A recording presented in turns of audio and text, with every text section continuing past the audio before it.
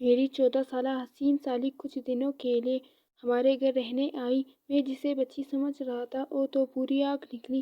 میری بیوی اسپتال میں اپنی ماں کے ساتھ داخل تھی، اسی لیے میری ساس رات کو میری سالی کو میرے پاس چھوڑ کر گئی۔ میں نے اس بچی کو سمجھ کر اپنے ساتھ سلا لیا کہ کہیں وہ نئے گھر میں ڈر نہ جائے، لیکن اس نے تو آدھی رات کو میرے ساتھ ہی بیڈ پر رات کے 12 بجے کے قریب میرے کمرے کے دروازے پر دستک ہوئی تو میں جان گیا کہ میری سالی ندا ہی ہوگی، کیونکہ وہ اس وقت پورے گھر میں اکیلی تھی اور وہ پہلی دفعہ ہمارے گھر رہنے کے لیے آئی تھی۔ تو شاید اسے رات کے اس پہر ڈر لگ رہا تھا۔ جیسے ہی میں نے دروازہ کھولا تو یہ دیکھ کر میری حیرت کی انتہا ہی نہ رہی کہ وہ نیم برہنہ سی نائٹی پہنے دروازے پر کھڑی تھی۔ مجھے دیکھتے ہی کہنے لگی کہ ارشد بھائی، مجھے آپ کے گھر میں بہت خوف محسوس ہو رہا ہے، کیا میں رات آپ کے ساتھ آپ کے کمرے میں گزار سکتی ہوں؟ میری نظر میں تو ندا ایک 14 سالہ کی بچی تھی، لیکن میں پہلی بار اسے یوں دیکھ رہا تھا۔ وہ تو کسی گلاب کلی کی طرح تر و تازہ تھی۔ 14 سال کی عمر میں ہی اس کا بدن بھرپور جوان ہو گیا تھا۔ کمرے میں مدھم روشنی ہونے کے باوجود بھی نیم برہنہ نائٹی میں اس کے جسم کا ہر حصہ واضح نظر آ رہا تھا۔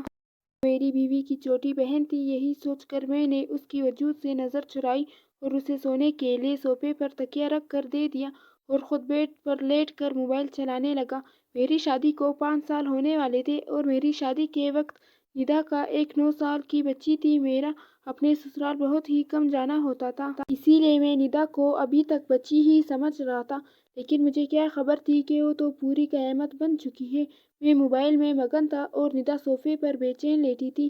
رات کے اس پہر موبائل پر بھی ایک سے بڑھ کر ایک سامان سامنے آ رہا تھا، جس کی وجہ سے میرے سوئے ہوئے جذبات جاگ رہے تھے۔ میں نے رات کو آواز دے کر پوچھا کہ کوئی مسئلہ ہے کیا؟ ندا کہنے لگی کہ ارشد بھائی، یہ صوفہ بہت چھوٹا ہے اور میرے پاؤں صوفے سے باہر جا رہے ہیں، جس کی وجہ سے میں صحیح طرح سے لیٹ نہیں پا رہی۔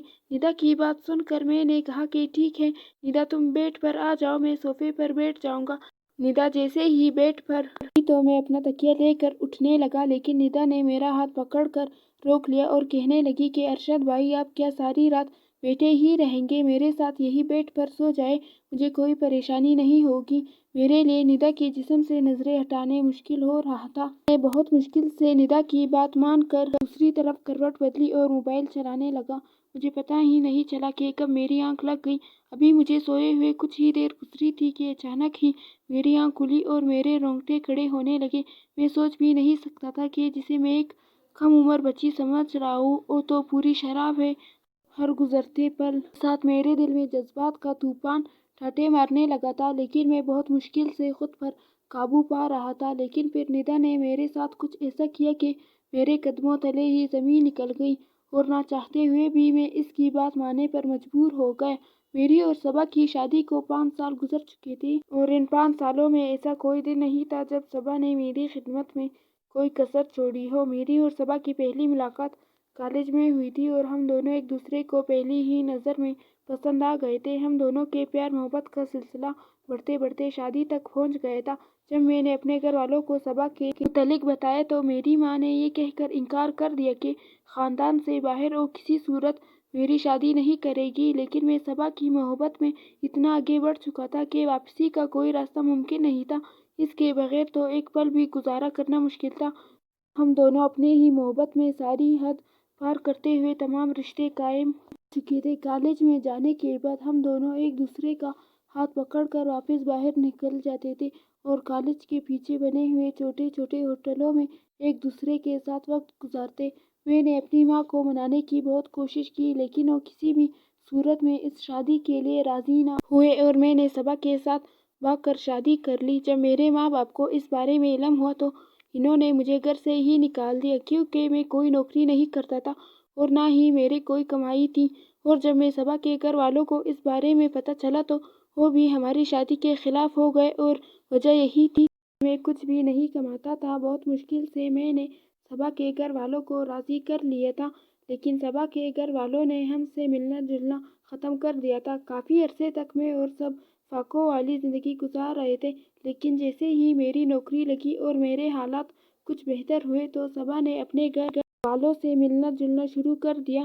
لیکن اب وہ لوگ مجھے بالکل پسند بھی نہیں تھے، کیونکہ جب مشکل حالات تھے تو انہوں نے مجھے نہیں اپنایا تھا، اور اسی لیے میں صبا کے گھر نہ جانے کے برابر جاتا تھا، سال میں 1 یا 2 دفعہ۔ اسی لیے میں نے صبا کی چھوٹی بہن ندا کو کبھی صحیح سے دیکھا بھی نہیں تھا۔ نہ ہی میں اس بات سے واقف تھا کہ وہ اب 14 برس کی ایک خوبصورت لڑکی بن چکی ہے۔ خدا نے ہمیں اولاد کی نعمت سے کئی سالوں تک محروم رکھا تھا، اور بہت زیادہ علاج کرانے کے بعد اب صبا ہمارے بچے کو جنم دینے جا رہی تھی۔ میرے گھر والے تو تھے نہیں، اسی لیے مجبوراً مجھے صبا کی ماں کو بلانا پڑا، اور جب ہم صبا کو اسپتال لے کر گئے تو ڈاکٹر نے بتایا کہ صبا کو 1-2 دن اسپتال میں داخل رہنا پڑے گا۔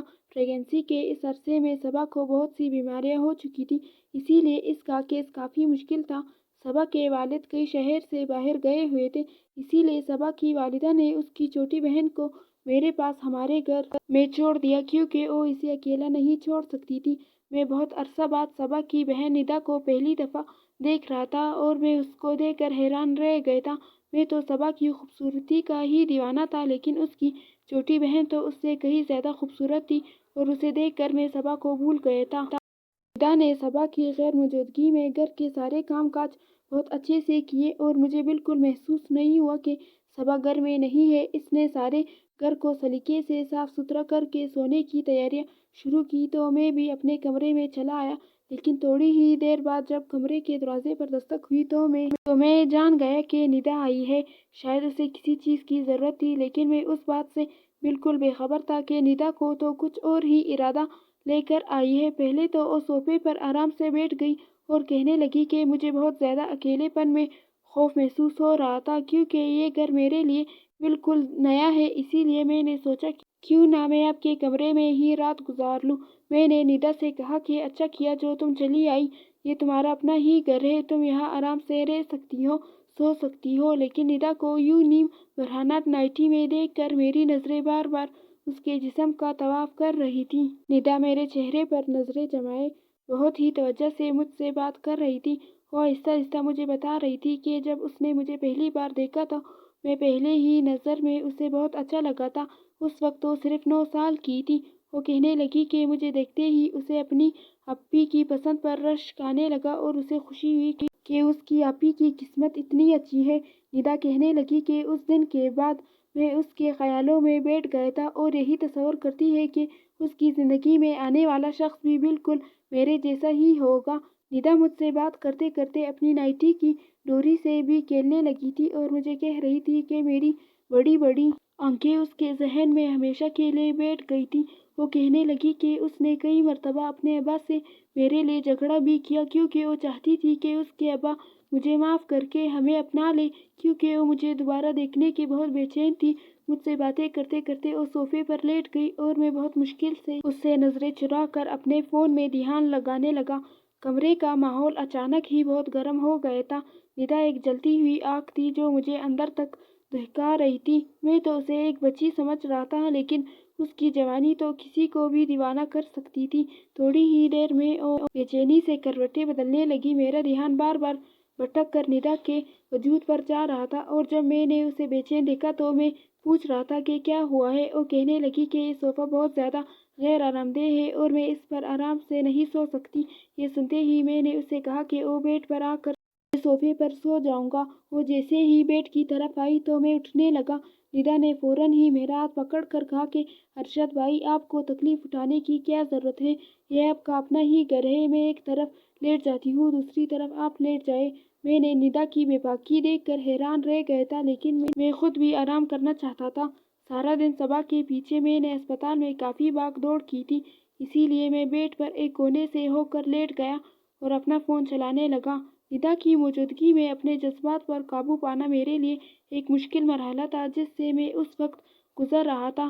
فون چلاتے چلاتے ہی مجھے کب نیند آ گئی مجھے پتا بھی نہ چلا، اور جب میری آنکھ کھلی تو مجھے ایسا محسوس ہوا جیسے کوئی میرے جسم پر ہاتھ پھیر رہا ہو، اور جب میں پوری طرح ہوش میں آیا تو مجھے اندازہ ہوا کہ ندا میرے بہت قریب لیٹی ہوئی اور اس کی انگلیاں میرے جسم پر حرکت کر رہی ہیں۔ میرے اندر ایک طوفان سا اٹھنے لگا تھا۔ ندا جان بوجھ کر میرے جذبات کو ابھار رہی تھی۔ وہ اپنے دلی جذبات تو باتوں میں ہی پہلے بیان کر چکی تھی کہ وہ مجھے پسند کرتی ہے، اور اب رات کے اندھیرے میں وہ اس طرح میرے قریب آ کر یہ ثابت کر رہی تھی کہ اس کے دل میں میرے لیے بہت کچھ تھا۔ میں ایک مرد تھا اور بہت کوشش کے باوجود خود کو ندا سے دور نہ کر سکا اور میں بھی کروٹ بدل کر اس کے قریب ہو گیا۔ ندا تو جیسے ہی اس بات کے انتظار میں تھی، جیسے ہی اسے علم ہوا کہ میں اس کا ساتھ دینے کے لیے تیار ہوں، وہ فوراً ہی اپنے جذبات پر مجھ پر لٹانے لگی اور میں نے بھی اس کے ہر جذبے کی خوب پذیرائی کی۔ جب ہم دونوں مقصد حاصل کر چکے تو ندا نے اپنے فون میں میرے ساتھ ہماری کئی تصاویر کھینچیں جن میں ہم دونوں ایک دوسرے کی باہوں میں تھے، ہم دونوں ہی بے حجاب تھے۔ میں نے ندا سے کہا کہ اس طرح کی تصاویر فون میں نہ لے، لیکن ندا کہنے لگی کہ جب میں اس کے ساتھ نہیں ہوں گا تو وہ میرے ساتھ ان تصاویر کو دیکھ کر اپنے بیتے ہوئے پلوں کو یاد کرے گی۔ میں اس کی ایک ایک ادا پر فدا ہو گیا تھا۔ وہ پوری طرح اپنی جوانی مجھ پر لٹا چکی تھی۔ اس کا نرم و نازک گلاب جیسا کھلتا بدن مجھے مدہوش کر گیا تھا اور میں یہ تک بھول گیا تھا کہ میری محبوب بیوی اس وقت تکلیف کی حالت میں ہسپتال میں داخل ہے اور وہ کبھی میرے بچے کو جنم دے سکتی ہے۔ ندا کے ساتھ رات گزار کر میں ایسے مسرور تھا جیسے کوئی قلعہ فتح کر لیا ہو، لیکن مجھے کیا خبر تھی کہ یہاں سے میری بربادی کا آغاز ہونے والا تھا۔ جیسے ہی میں ہسپتال جانے کے لیے نکلنے لگا، ندا نے مجھے آواز دے کر روکا اور میرے قریب آ کر مجھے اپنی باہوں میں بھر لیا اور مجھے چومتے ہوئے کہنے لگی کہ آپ جاتے جاتے مجھے کچھ پیسے دے جائیں، مجھے بازار جانا ہے۔ ندا کی بات سنتے ہی میں نے بٹوے سے ہزار کے 5 نوٹ نکال کر ندا کے حوالے کیے۔ میرے ہاتھوں سے نوٹ لے کر اس کے چہرے پر ایک معصوم سی مسکراہٹ بکھر گئی۔ میں نے بدلے میں اس کے ہونٹوں کو چوما اور گھر سے نکل پڑا۔ میں سارا راستہ خوشی سے سرشار۔ جب اسپتال میں پہنچا تو میری بیوی صبا کی حالت بہت خراب تھی۔ ڈاکٹر نے بتایا کہ صبا زندگی اور موت کے درمیان جھول رہی ہے اور کبھی بھی کچھ بھی ہو سکتا ہے۔ اسپتال جا کر میری حالت بھی خراب ہو گئی تھی۔ سارا دن میں صبا کے ساتھ رہا لیکن صبا کی حالت پہلے سے بہتر نہ ہوئی۔ ڈاکٹر نے کہا کہ کچھ دن صبا کو اور اسپتال میں رکھنا ہوگا۔ یہ سن کر نہ جانے کیوں مجھے عجیب سا سکون محسوس ہوا کہ صبا جتنے دن اسپتال میں رہے گی مجھے ندا کے ساتھ وقت گزارنے کا موقع مل جاتا۔ میں نے ڈاکٹر سے کہا کہ میرے بچے کو کچھ نہیں ہونا چاہیے۔ ڈاکٹر نے مجھے تسلی دی۔ میں رات تک اسپتال میں رہا اور رات کے واقعے میں صبا کی امی سے یہ کہہ کر گھر واپس آ گیا کہ ندا گھر پر اکیلی ہوگی، اب مجھے واپس جانا چاہیے، کیونکہ اسپتال میں صبا کے ساتھ کسی عورت کو ہی رکھنے کی اجازت تھی، اس لیے صبا کی امی کا رہنا بہت ضروری تھا۔ میں جب اسپتال سے گھر واپس لوٹا تو ندا بہت ہی خوش تھی۔ اس نے بہت ساری خریداری کی تھی۔ وہ مجھے ایک ایک کر کے سارے کپڑے پہن کر دکھا رہی تھی۔ اسے مجھ سے بالکل بھی شرم محسوس نہیں ہو رہی تھی۔ بہت آرام سے میرے سامنے بنا کسی دوپٹے کے بے جھجک گھوم رہی تھی۔ اس کے کپڑے جسم پر اس قدر فٹ تھے کہ سب کچھ واضح نظر آ رہا تھا۔ اس کا گہرا اگلا اس کی کھلتی ہوئی رائنوں کو جھلک رہا تھا۔ وہ بار بار میرے قریب آتی اور میں اپنے ہوش کھونے لگتا۔ اچانک ہی وہ مجھ سے پوچھنے لگی کہ میں صبا آپی کی الماری کھول کر دیکھ سکتی ہوں کیا؟ میں نے ندا سے کہا کہ اس میں بلا پوچھنے کی کون سی بات ہے، تمہاری آپی کی ہی الماری ہے۔ اس نے کہا کہ چابی دے پھر مجھے۔ میں نے اسے چابی دے دی اور صبا کی الماری کھول کر ایک ایک چیز دیکھنے لگی اور صبا جو کپڑے میرے لیے رات کو پہنتی نکال کر مجھے دکھانے لگی اور مجھ سے پوچھنے لگی کہ اس میں سے آپ کو کون سا پسند ہے۔ میں نے ایک چھوٹی سی نیلی رنگ کی نائٹی پر ہاتھ رکھا اور اسے کہا کہ یہ صبا پر بہت جچکتی ہے۔ یہ سنتے ہی ندا وہ نائٹی اٹھا کر کمرے سے نکل گئی اور جب کافی دیر بعد واپس آئی تو میں آنکھیں حیرت سے پگھل گئی۔ وہ صبا کی نائٹی پہنے اس سے بھی کہیں زیادہ حسین لگ رہی تھی۔ اچانک ہی وہ میرے آگے آ کر مسکراتے ہوئے پوچھنے لگی کہ یہ میرے بدن پر زیادہ جچ رہی ہے یا آپ ہی پر زیادہ جچتی ہے۔ یہ سنتے ہی میں نے اسے اپنی باہوں میں بھرا اور بہت محبت سے اسے کہا کہ یہ تمہارے بدن پر بہت خوبصورت لگ رہی ہے۔ صبا تو یہ پہن کر اتنی اچھی نہیں لگتی تھی جتنی تم لگ رہی ہو۔ میں نے اس کے ہاتھ میں پکڑا موبائل لے کر سائیڈ پر رکھ دیا اور خود میں اس پر اپنی محبت لٹانے لگا۔ اسے اس نائٹی میں دیکھ کر تو میں بالکل ہی بے قابو ہو گیا تھا۔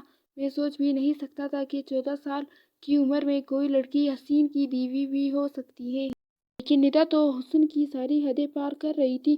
اس کا پورا ہی بدن بہت حسین تھا اور میں ہر گزرتے پل کے ساتھ اس پر حاوی ہوتا جا رہا تھا۔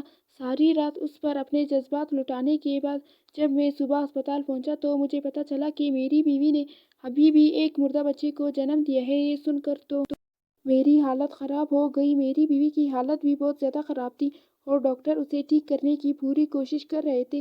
شام تک صبا کی حالت کچھ بہتر ہوئی تو اسے اسپتال سے چھٹی مل گئی۔ مجھے اپنے بچے کے انتقال کا بہت دکھ تھا۔ میں صبا کو سنبھالتے ہوئے گھر لے آیا۔ صبا کو دیکھ کر ندا کا چہرہ اتر گیا تھا۔ اس نے ایک عجیب سی نظر صبا پر ڈالی اور کمرے میں چلی گئی۔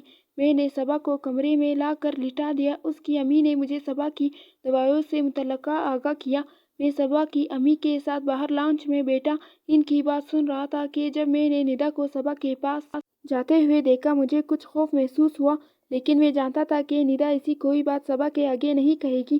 تھوڑی ہی دیر میں ندا واپس آئی اور اپنی ماں سے کہنے لگی کہ چلیں امی اب ہم گھر چلتے ہیں، اور وہ دونوں اپنے گھر واپس چلے گئے۔ میں نے ندا کو آخری بار الوداعی نظروں سے دیکھا کیونکہ میں جانتا تھا کہ اب ہم دونوں کا ملنا بہت مشکل ہے۔ ندا کو جاتا دیکھ کر میں نے ایک ٹھنڈی آہ بھری تھی۔ تھوڑی دیر بعد جب میں دودھ کا گلاس لیے اپنے کمرے میں پہنچا تو صبا گمسم سی بیٹھی ہوئی تھی۔ میں نے اس سے کہا کہ کوئی بات نہیں، اگر ایک اولاد چلی بھی گئی تو اللہ ہمیں دوبارہ اولاد سے نوازے گا۔ میری بات سن کر صبا نے مجھے بہت عجیب نظروں سے دیکھا اور کہنے لگی جو میں نے کھو دیا ہے اسے دوبارہ پانا ممکن ہی نہیں۔ صبا کے لہجے نے مجھے چونکا دیا تھا۔ میں اس کے آگے ہی بیٹھ گیا اور اسے کہنے لگا کہ ایسی بات کیوں کر رہی ہو؟ صبا کہنے لگی کہ ندا میری سگی بہن نہیں ہے بلکہ وہ میری پھوپھو کی بیٹی ہے، جسے پھوپھو کے انتقال کے بعد ابا ہمارے گھر لے آتے تھے۔ لیکن ندا کو بچپن ہی سے مجھ سے بہت نفرت تھی کیونکہ گھر میں ہر چیز میری تھی اور اس سے ہر وہ چیز چاہیے ہوتی جو میرے پاس ہوتی۔ اب آپ نے کبھی اسے کسی چیز کی کمی محسوس نہ ہونے دی، لیکن اس کے باوجود بھی وہ مجھ سے حسد میں مبتلا رہی۔ اس کی نظر ہر اس چیز پر ہوتی جو ابا میرے لیے لاتے یا جسے میں پسند کرتی۔ جب میری تم سے شادی ہوئی تو تم میرے گھر آنا جانا نہیں کرتے تھے اور مجھے اس بات کی تسلی تھی کہ وہ تم پر اپنی نظریں نہیں جمائے گی، لیکن مجھے اندازہ نہیں تھا کہ وہ میرے حضرت میں اتنی آگے بڑھ چکی تھی کہ اس نے تمہیں مجھ سے چھیننے کے لیے وہ سب کر دیا جس کے بارے میں سوچ بھی نہیں سکتی تھی۔ صبا کی آنکھوں سے آنسو بہہ رہے تھے اور وہ مجھ سے کہہ رہی تھی کہ ندا جانے سے پہلے مجھے وہ ساری ویڈیو دکھا دی، وہ ساری تصویر بھی دکھا دی جن میں ہم دونوں ایک ساتھ تھے۔ صبا کی بات سن کر میں صدمے میں آ گیا تھا۔ ندا نے سب کچھ جان بوجھ کر ایک مقصد کے تحت کیا تھا اور میں اس کے ہاتھوں میں کھلونا بن گیا تھا۔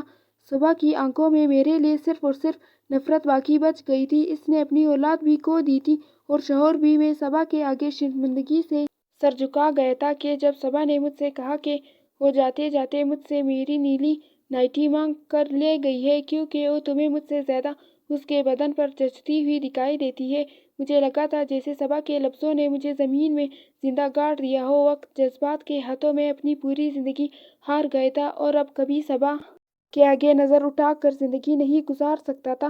ندا نے کچھ ہی وقت بعد مجھے بلیک میل کرنے کا سلسلہ شروع کر دیا تھا۔ وہ مجھ سے ہر بار ایک بڑی رقم کا تقاضا کرتی اور میرے نہ دینے کا کہنے پر میری تصاویر وائرل کرنے کی دھمکی دیتی۔ میں جسے 14 سال کی ایک سیدھی سادی معصوم بچی سمجھ رہا تھا، وہ دراصل ایک فتنہ تھی جس نے میری پوری زندگی برباد کر کے رکھ دی تھی۔ میرا اور صبا کا تعلق بالکل مردہ ہو گیا تھا کیونکہ صبا مجھے صرف اور صرف نفرت کی نگاہ سے دیکھتی تھی۔ وقت، لذت اور مزے نے مجھے کہیں کا نہیں چھوڑا تھا۔